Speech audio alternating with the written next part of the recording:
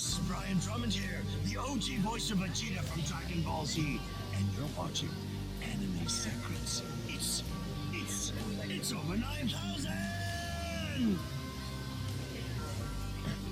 Alright, we're all good to go. Gentlemen, thank you so much for joining us today. I'm that guy Tommy, or just Tommy. I'm your moderator today. Nice to meet you, Tommy. Nice to meet you guys. It's an honor to meet both of you. Thank you so much for doing this. Thank you so much for being in San Antonio at Kaiju Matsuri. How you guys enjoying it? I know you're from Dallas, right? I am. Have you ever been to San Antonio before this? Or? No, it's my first time. Really? Me and Ezra Burton, one of the other actors, it's our first time being to San Antonio. That's awesome. Yeah. Is this your first time? Or? I've been here a few times. Really? Cool, yeah. That's hilarious. The dude from Dallas never been here. Dude from New York, right? I'm originally from New York. I live in LA now. Live in LA now, but you've been here multiple times. And but the funny part is that makes too much sense because of how little I go to Dallas. I didn't realize how big this state was till I tried to leave it. So my old friend lives in Austin, and he was like, "Hey, can you come down and we'll drive up from Austin to Chicago?" That's where I'm from. Yeah. Oh, okay. Man, I slept for like 12 hours, and I woke up. I was still in Texas. It's insane, man. My family used to take a trip to California every year because I have family in California. From here to El Paso was the first half of the trip. Then we breezed through states every single time. Well, again, like I said, thank you guys for being here. Thanks for coming to the convention, man. It's great to see you guys have been busy all weekend already. How you guys been enjoying it so far? It's great. It's always wonderful to see people and celebrate the things we love. We're very privileged to work on the things that we get to. So to meet the fans that love this stuff and it's a part of their DNA, it's just so cool to talk about it with people. Same. I feel the exact same way. The words right out of my mouth. That's what I did. I saw them coming and I took them. And I took credit for them. And that's why you're doing this together because you can feel each other's thinking. So, walk us through. Growing up, was the goal always to be an actor? Did you guys have other dreams and then acting kind of came up? And then how did it become just an actor? Or was it always voice acting?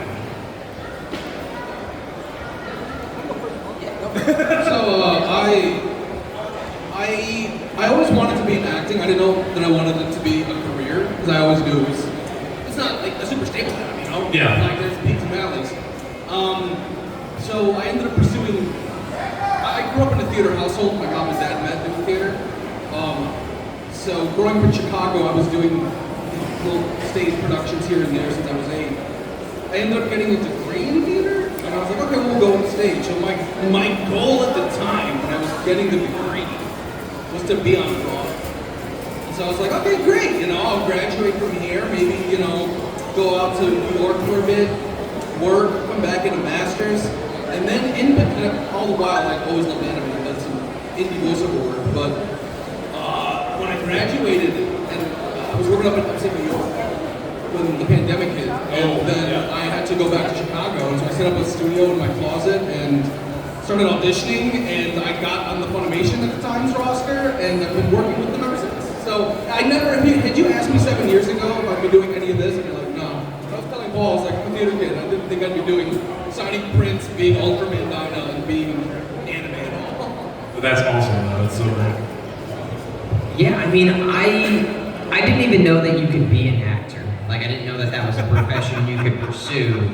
All the while I was in college, I was going for pre-med, and I was miserable doing it. I was like, this is not for me. That's a switch, but... It was a very big switch. So I'm in college, and I was pursuing a biology degree for pre-med, and I was like, I can't do this. And my mom saw an ad in the local newspaper for auditions for the musical Miss Saigon. All the while, I've never performed in my entire life. Like, she just knew that I liked being obnoxious, and she's like, I think you might like doing this. And I was like, what? And so, like crazy, I went and auditioned, and I made a fool of myself. I did not get a part, not even like the background of anything.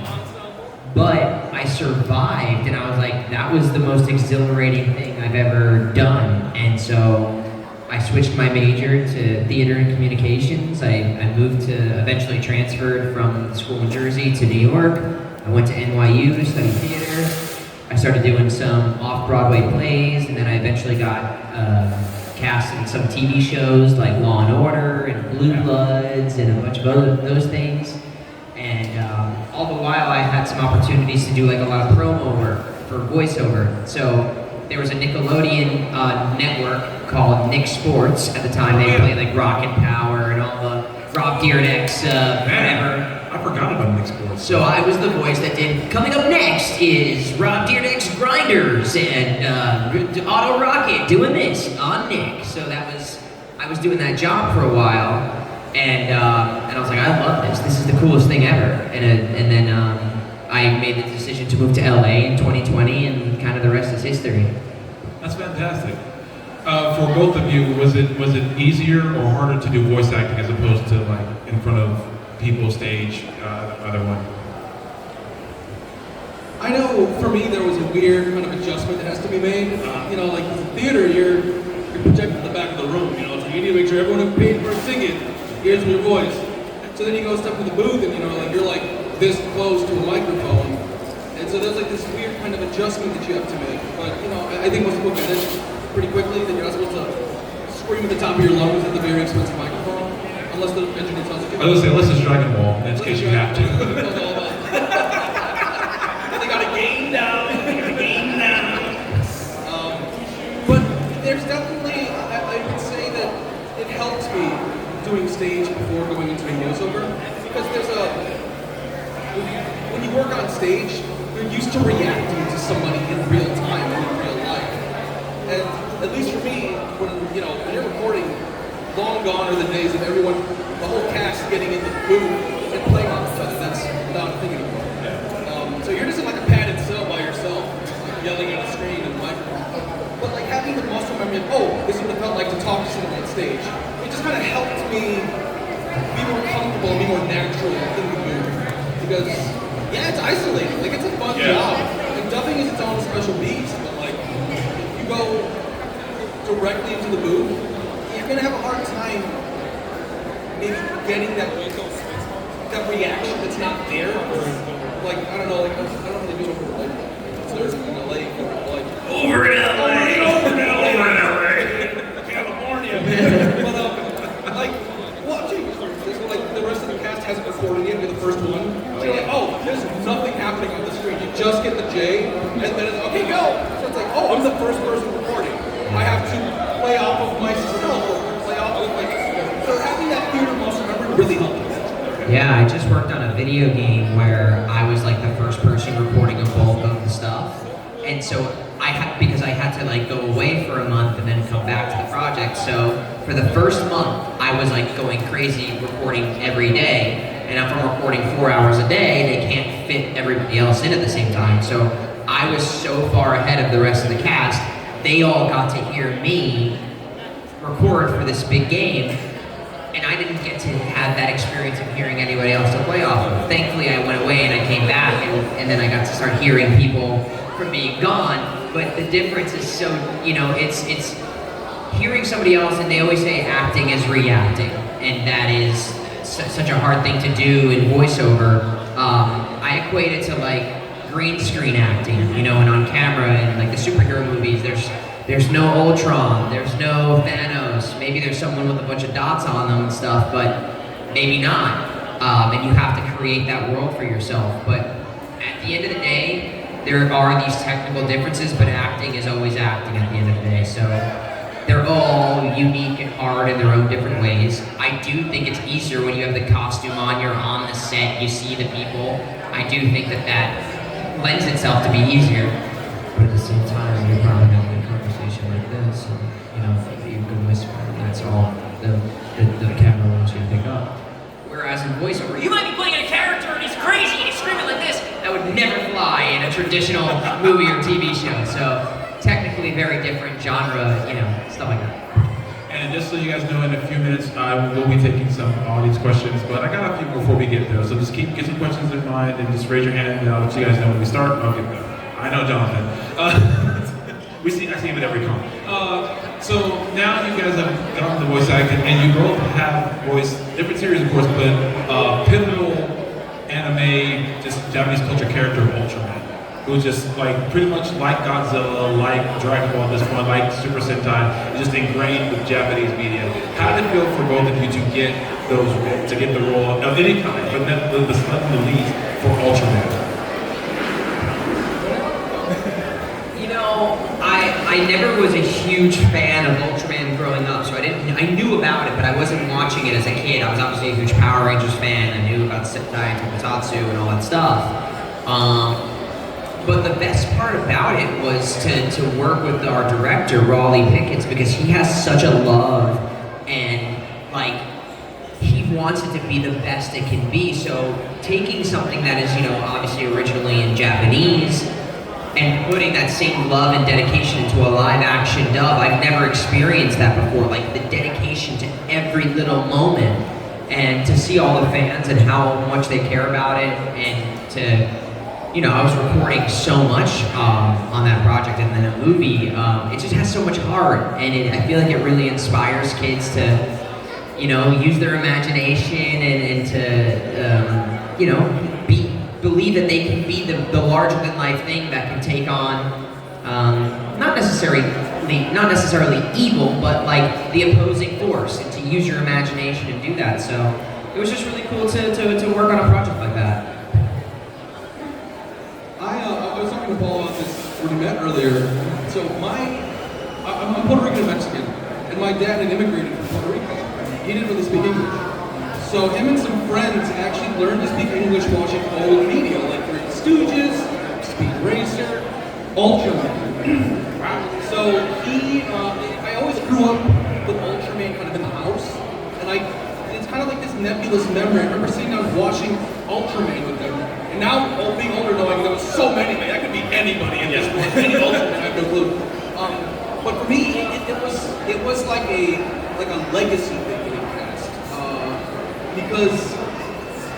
because of the fact that it's my dad who's really got me into it. Right. My specific Ultraman, Dyna, his father turned for those of you that don't know how it kind of works, there's the Giants of Light, which are the Ultramen, and then there's the human hosts that they inhabit so they can become the Ultraman.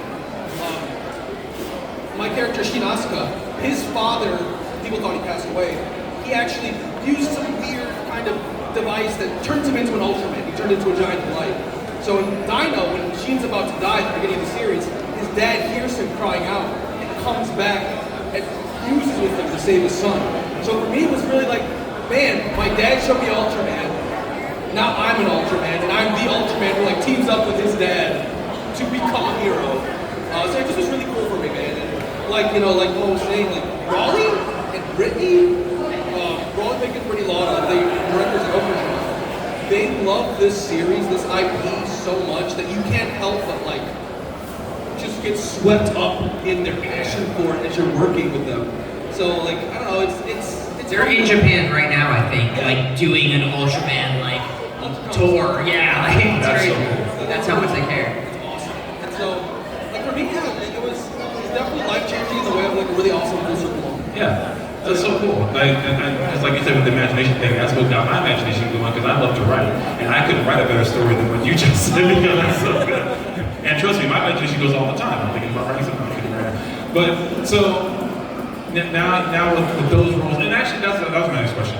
Is there always a difference you can tell with someone who really, like a director or producer, really loves the project, who is like, and maybe not as passionate? Can you always like tell the difference? Absolutely. Yeah. I mean, like Raleigh, just you can see when some of these projects, you know, they're on a very tight turnaround. You're booked for maybe like 2 hours at a time, and you're recording like multiple episodes sometimes in that time frame. So there's sometimes a lot of pressure on the directors to be like, listen, the studio's telling us we gotta move fast. But there are directors that are like, listen, this is actually the context of what's happening. You just came from this thing. We didn't show you this part, but you and your character just had, this other character had a huge fight. So right here, you're actually like pleading for them to, and it's like, oh, all this context is so helpful, let's do it again. Where a lot of times they just show you your scene and it's like, wait, what? How did I get on the moon? You know, so I think a lot of directors are very passionate, but they have restrictions from the studios. No, again, 100%. When I was recording for My Hero, they were epic. Like I went in there to record, and I was like, okay, okay, I know like who I am and I know what's going on, and I don't like, and I don't. I was talking to someone else this that some directors would like you to prepare. That's how I am. I like to know everything as much as I can beforehand. But some directors are like, no, enough, because sometimes we get locked in and they won't adhere to the director's direction. Right. They're like, I know how I want it to be. So I knew what was going on, but I was like, okay, well, like let me leave enough room for Mike to kind of breathe his vision into this. But to go with what you're saying is, scenes happened in that episode. I was like, oh. back to back to back, and Mike's like, that's crazy. That's crazy. Like, we're all like live reacting to it. But yeah, like I don't think there's ever any like saying any directors were like, I hate this IP. Yeah. I think this is dumb. Like we all understand, actors, directors, scripted actors, and this is the coolest job we possibly have. Yeah. But it is a business, and like he's saying, like that clock keeps ticking. So it's like you have your time slot, and it's like, okay, worst case scenario, they have to call you for pickup. Right. Because that means they get to schedule more time for you somewhere else. I don't have the audio on right now. Say, but we're probably have my key. a show with Emily Fajardo. I have all of them. She's the director. Emily's great, yeah. She's amazing. Emily Fajardo's the current director for One Piece. Okay. The show was called Zenshu, and it was a Mappa original. There was no type of source material. Emily would work with me for hours and hours and hours so we could find a character, make choices, try things out. If it didn't work, go back and alter it. And those are such special projects to work on because, like, you know, same like when we work with Raleigh and Brittany, it's like, oh, they're in love with this just as much as we are. So yeah, so definitely, you can definitely tell when we're on like a time crunch and then when we're like, I can let it breathe. Yeah, we can play. There we go. So you said, what happened up on the moon? I was like, wow, that did not narrow it down to me at all. I was like, that could have been any number of anime. and with My Hero, yeah, one of my favorite things about My Hero is it's kind of like how I feel about Attack on Titan. I was like, this is not the show I thought I was getting when I watched the first episode. It's like with Dragon Ball, it's like, oh look, this is the show I thought I was getting. By the time I got to the end of My Hero, I was like, it was great. I was like, I just don't even know how we got here. It got dark. It got dark real fast, man. It got dark real fast. So, and with that, and then after this question, I'll get to all these questions. You guys have now, not just Ultraman, but respectively My Hero, Dragon Ball, you have been into what's still one of the biggest franchises of all time and was quickly becoming one of the biggest franchises of all time. How was the fan interaction knowing that you've seen that fandom too? Like you went from but now you've seen like some of the biggest ones that are out there, period. What's that fan experience been like for you guys? It's awesome. I know like interacting with fans of My Hero because I'm a fan of it too. And I remember I was in college when the first episode started dropping. And I had a friend look at me and say, you like anime, right? Like, wouldn't it be cool to be in that? I was like, nah, man, I'm in Southern Illinois, like I'm gonna do stage thing. That's a pipe dream. I'll never be in that show. Next thing, look at you now. When I got cast as AFO and it came out, he texted me and he literally said, look where you're at now. That's so awesome. So it's awesome because I'm a fan and then I get to talk to fans about it. And, you know, we talk we get like hype talking about fight scenes and what do they think is going to happen because I talk to fans who don't read the manga because they want to see it all come out. So it's a lot of fun, you know, it's very humbling. It's like, oh man, I was that, I'm still a fan, but also I have the infinite privilege of doing voicing. So yeah, it's awesome. Yeah, I mean, so similarly, I grew up with Dragon Ball. I mean, I think I owned, up until I think maybe the Buu Saga, every single figure that came out at the time. And I was in my bathtub fusing Goku and Vegeta just like everybody else, So, I'm just a huge fan of it. I love it to be one of the greatest characters of all time, not just in anime, but in modern storytelling. To see a character that has come from being the main antagonist to one of the main protagonists, it's just surreal to be a part of that legacy, and you never think that it's possible. Never in my life. I literally grew up watching this, and I wanted Super Saiyan 3 just as much as everybody else. So it was so huge to be a part of that, but never in my wildest dreams, even when I was auditioning for it, I didn't even know what it was, and when they told me what it was, I was like, what? I was like, what do you mean? I'm like, Chris is I can't do Chris. Are you kidding me? And they're like, no, he gets shrunk into this like little kid and everything. And I was like, you just don't imagine that these things are possible. And it's such a full circle moment to be like a kid who's a fan. And I hope it's inspiring for people who love this stuff to know that you can be a part of your favorite franchises and stuff. And I come from very humble means. My family I didn't know anybody in the industry. I just kind of chased a dream, and you get to be a part of something that shaped your life. It's surreal. You both chase a dream and become one of the biggest villains of all time, one of the once biggest now protagonist, friendly rival, kind of still hates the protagonist. Dirtagonist, I guess, right? Yeah. But I love how he still hates Goku no matter what. Yeah. Any questions from the audience? Yeah. Oh, yes. I don't know. Hey guys. What's up, Zach? What's up? I don't think I've asked any of you, when you heard that you were going to do Ultraman, what was y'all's reaction? Just doing the dub for Ultraman. I screamed at the top of my lungs and I woke up my roommate. Like, that was, because we got the auditions for it. And I had just got on the roster for that studio. And I had done like another audition for something else, and it wasn't Ultraman. But I had done Bits and Walla. Bits and Walla are like incidental voices, background voices. And just getting to be that in an Ultraman, anything is amazing. It was for art, actually. I did a ton of Bits and Walla for art. Oh, yeah, so I'm in there with a bunch of the soldiers. But when I got the audition, I was like, I can't tell anybody, because if this doesn't happen, I mean, A, I'm under NDA, so nobody can know about it. But B, it's like, I don't want to even speak about it to myself in case it doesn't happen. But very much in the Ultraman fashion, I was like, no, never give up. So I sent the audition out, and like, man, I think like almost a month and a half passed. And then I was playing, forgive me, I was playing League of Legends. And I was in the middle, we were like about to clutch the game, and I got the email for the casting. I was like, fine, I'll forward out, and I got up, I'm like, running around the room. I won the game and got Ultraman at the And same so, time. like, the last 5 minutes, I'm still in the Discord call stream. And so then I turned it off, they're like, what happened? I was like, something great. But that was my reaction. I just started screaming, I started crying, because, I have such a deep connection with Ultraman. I think we can talk a little bit about it at the table. So yeah, it was really like, kind of like you in Dragon Ball. It's like, is this real? Like, and then I don't know what's happened to you. Like, you get the casting email, and they're like, oh, they're gonna recast. Oh, dude, listen. Sorry to interject here. We recorded, for Dyna, it came out in movie theaters first. Like the first 3 episodes, they did a movie release, and we recorded that before we wound up recording the rest of the series.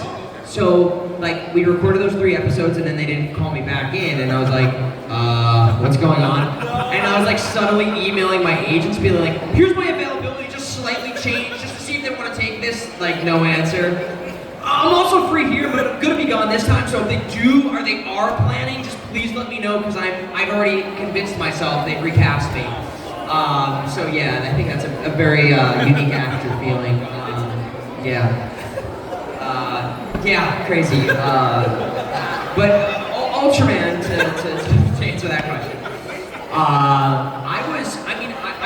I was scared actually a little bit too, because I knew how big of a deal it was, and it was like the main character, and this is a joke, but I have kind of commitment issues in a way. They told me how long I'd be recording for it. It was like a year. I was like, I might break my leg tomorrow, or I might lose my voice tonight. And I'm so scared to be. That was the first time I had worked on a job that was gonna go that long, because they were recording so many episodes, and then the movie. So it was like 26 episodes or something like that. So it was almost a year of recording, and that was terrifying.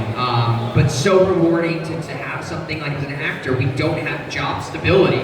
So I was so excited to have like something that was consistent, and it really helped me grow as an actor too, because live action dubbing is so different than anime dubbing, because the lip flaps in anime aren't often indicative of like certain like consonants or vowels, but in live action, a P and a B and a T, like those things look different than like A, like A-E-I-O-U. So that's a whole other thing that we're mining to be like, oh, hang on, we should change this word to this. It looks a little better, and they are so specific about doing that stuff. Like, no, it's not tight enough. No. Even if we squeeze it, no, let's do it again. So it's cool. It was cool. Any other questions? Oh. Jonathan, he showed us up right before you. Go ahead, man. So y'all were talking about like y'all's process, and you mentioned earlier about going into the booths and things about like your engineer or something like that. Is there something about like an aspiring voice actor they should do to prepare for like certain microphones, certain environments, certain things? You see what I'm saying? Like, is there something about y'all's process y'all do to help figure out like voice pitch and tonality and like what is it? Y'all mean y'all get to figure out about characters operating? Well, that's all of you. Y'all mean? I think at least for me, like, and correct me if I'm not answering the question correctly, but like, are you asking more like, how do we decide like how the voice will sound? And okay, perfect. Yes. So like, a perfect example is for my hero, and a lot of it's us. We'll go in, and the director will cast us, and we'll look at the character that will be cast and say, okay, I kind of know what I want, and then we'll do it. And if it's something that's way off, the director will say like, I'm thinking more of this. Usually, I've never really had a ton of that situations where they're like, oh, that's not what I wanted. But with my hero, for example, I walked in there and John Swayze has recorded a bunch of it beforehand. So the director, Mike McFarlane, was like, have you done your research? Yeah. So I rewatched the entire series before I went in to record. And we played with, he's like, I don't want you to sound like John. I want you to speak in his cadence. But we're going to make it your own. And so that's what, like, so we would, at least in that session, we played around for about 20, 30 minutes finding where the voice would sit and then moving forward. But a lot of the times it's just like, oh, yeah, we cast you off your villain general. I was like, oh, I don't remember how I sounded in that, and that's the voice that you, something similar to what you'd use. Yeah. So fascinating because I had kind of a similar yet different experience with Vegeta because when I got my audition for that, so Crunchyroll, they have these general auditions that he was talking about. You audition for like a hero archetype, a villain archetype, and then directors who are working on a new project or prospectively working on a new project will be like, okay, I need some like villainous rival friend types, and we'll call in for that. So that's how I got found, because I live in Los Angeles. I'm not working on Crunchyroll stuff regularly. And so he heard my villain rival thing. He's like, I thought you'd be great for this. And he goes, you're playing a young Vegeta. And at the time, the director didn't even know he would be directing the series. He was just tasked with doing the auditions. So he was like, here's the Japanese voice, which sounds nothing like the way it's done in English. Chris Sabat, and even before him, Brian Drummond, like, there was no regal Prince-like mid-Atlantic affectation that was in the Japanese that doesn't exist. But I was such a huge fan of Dragon Ball, I made the choice. They're like, just here's the Japanese, do what you want to do. And I just knew that princely, you know, like meaningless, like that's Chris's voice, and I put my little spin on it. And they were like, I think that was a bit of what they liked, is that I was I had that knowledge beforehand. Granted, when we started recording, we kind of strayed a little further away from that, but I think that's what helped me get the job.